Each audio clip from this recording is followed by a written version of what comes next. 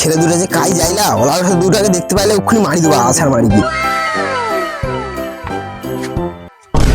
ওই তো দুটা।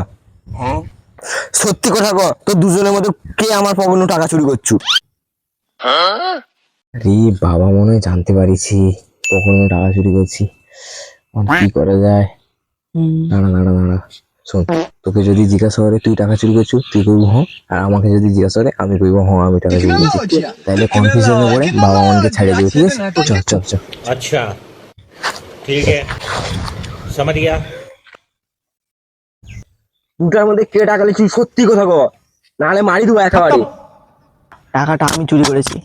अब देख तू, अब देख ছি तू। ছি ছি ভাই, তোর अब লজ্জা तू করল गया না নি बेटा, अब तू বাবার गया, देख পকেটে तेरी টাকা औकात চুরি मैं করতে? दिखाता हूँ तुझे। ছি, তুই তো देख। নিমক হারাম হলো রে।